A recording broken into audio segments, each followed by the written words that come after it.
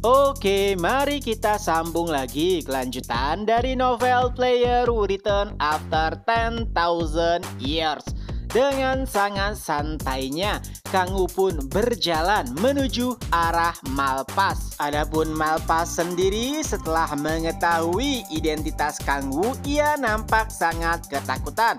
Lalu melemparkan bola-bola hitam ke arah Kang Wu. Tapi sayangnya, Kang Wu berhasil mementahkan serangan tersebut dengan sangat mudahnya. Dan tiba-tiba, Kang Wu pun menghilang dari pandangan Malpas dan sudah berada di dekatnya. Dan setelahnya, Kang Wu pun menarik lengan Malpas hingga terputus. Tentunya Malpas merasakan rasa sakit yang sangat amat.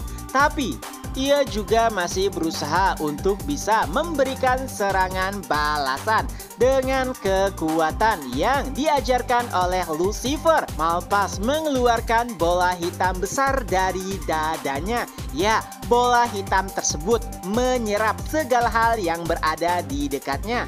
Lalu bola itu pun dilemparkan ke arah Kang Wu. Dan yang terjadi, Kang Wu pun menyentuh bola hitam tersebut.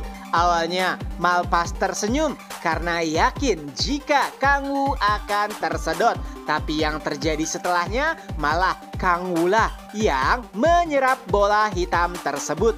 Itu adalah sesuatu yang di luar dugaan. Bagaimana bisa teknik yang diajarkan langsung oleh dewa jahat Lucifer bisa dimentahkan dengan sangat mudah? Tentunya itu membuat Malpas ketakutan.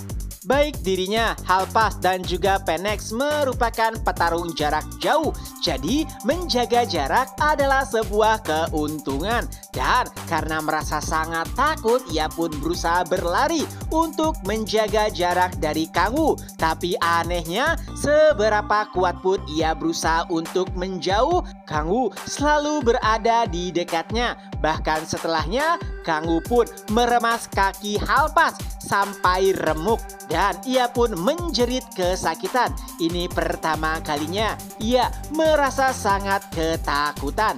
Di sisi lain, Halpas yang baru saja bangkit berusaha untuk melarikan diri. Melihatnya, Kang Wu pun berkata, "Hei, kau tunggulah giliranmu." Mendengar kata-kata tersebut, Halpas pun melemparkan bola hitam. Tapi Kang Wu memantulkan bola tersebut hanya dengan jarinya. Dan yang terjadi, bola tersebut memantul ke arah Halpas sendiri. Karena tubuhnya masih dipenuhi luka akibat bertarung dengan Kim Sion, ia pun langsung pingsan tak kalah terkena serangannya sendiri. Kini kembali ke Malpas. Ia sangat-sangat ketakutan dan bahkan memohon ampun kepada Kang Wu. Tentu saja Kang Wu tidak terlalu peduli. Ia bahkan mulai melakukan penyiksaan yang sangat random. Kang Wu bertanya kepada Malpas, "Berapa? 1000 dikurang 3?" Tentu saja itu adalah pertanyaan yang aneh. Malpas awalnya terdiam, lalu Kang Wu berkata,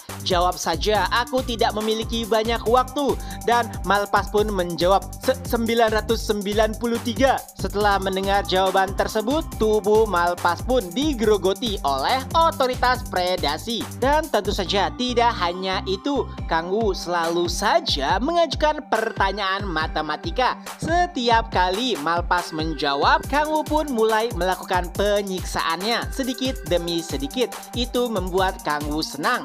Kang Wu mengetahui metode penyiksaan tersebut saat membaca buku manhwa sebelum ia dipindahkan ke neraka. Dan menurutnya itu adalah metode penyiksaan yang sangat efektif karena korbannya akan merasa sangat ketakutan. Selain merasa kesakitan, ia juga harus berfokus untuk menjawab pertanyaan matematika. Dan pada akhirnya Kang Wu pun mengeluarkan pertanyaan matematika yang sangat amat sulit. Melihat pertanyaan tersebut saja membuat Malpas terdiam. Lalu Kang Wu berkata, "Jawablah Malpas, apakah kau tahu? Inilah matematika Korea." Setelahnya suara jeritan yang sangat keras terdengar jelas. Dan Kang Wu pun merasa lega dengan penyiksaan yang baru saja ia lakukan. Lalu Kang Wu berkata, Baiklah, nilaimu B. Sebenarnya Kang Wu sendiri tidak tahu jawaban atas pertanyaan sebelumnya. Kang Wu hanya membuka smartphone-nya lalu mencari soal matematika dan melemparkannya kepada Malpas. Tapi apa yang ia lakukan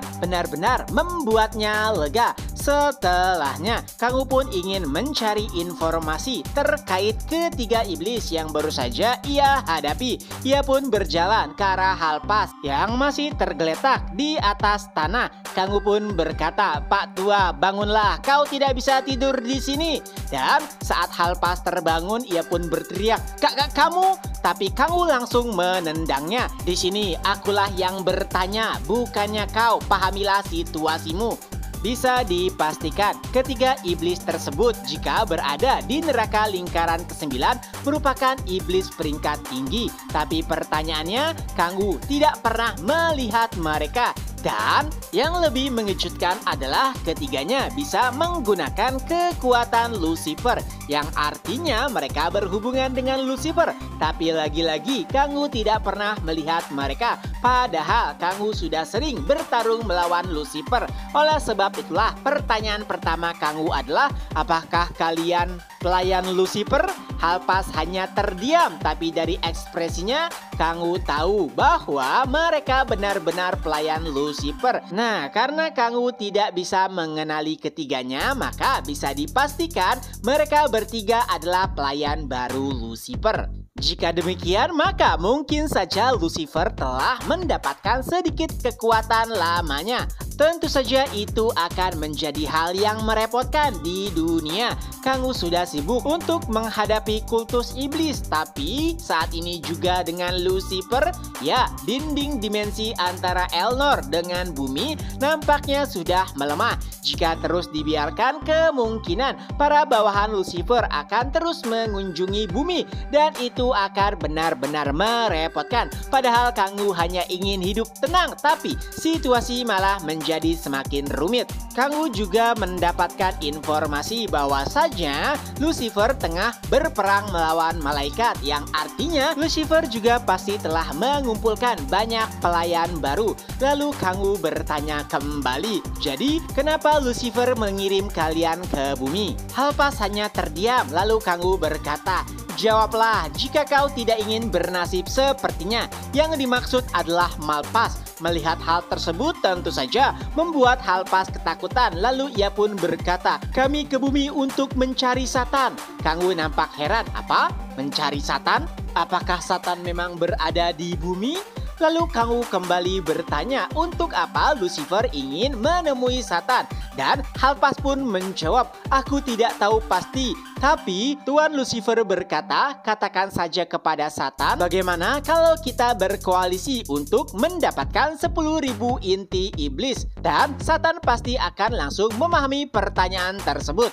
Mendengar jawaban Halpas, nampaknya Kang Wu mulai paham bahwa Lucifer sebenarnya telah mencari dirinya. Ya, Kang Wu sendiri pernah berpura-pura menjadi Satan. Lalu Kang Wu kembali bertanya, "Baiklah, sampai sejauh ini apa yang kalian ketahui tentang Satan?" Halpas menjawab, "Kami belum tahu banyak. Yang kami tahu adalah Satan telah membunuh avatar dari Dewa Tyrion." Mendengar hal tersebut, Kang Wu pun mulai tertawa terbahak-bahak.